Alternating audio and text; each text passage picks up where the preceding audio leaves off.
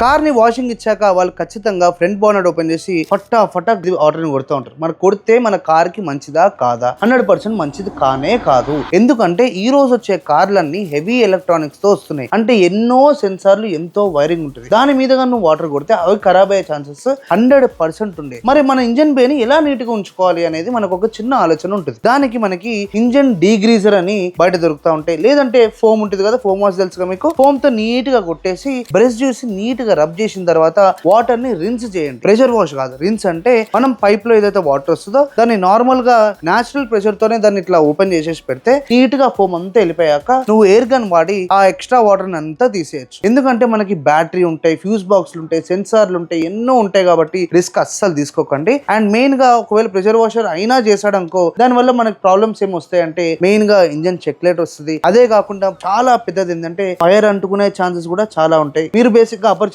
చూసే ఉంటారు. దాంట్లో ఒక చిన్న పాప వాటర్ లో కాలు పెట్టంగానే పాపం చనిపోతుంది కదా. Water conductor of electricity. అంటే ఈ యొక్క ఏదైతే విద్యుత్ ఉంటుందో అది వాటర్ మంచిగా ఫ్లో చేస్తుంది అన్నమాట. కాబట్టి రిస్క్ తీసుకోకండి. చాలా నీట్ గా కేర్ఫుల్ గా కార్ ని వాష్ చేయించుకుంటేనైతే మీరు సేఫ్, అందరూ సేఫ్.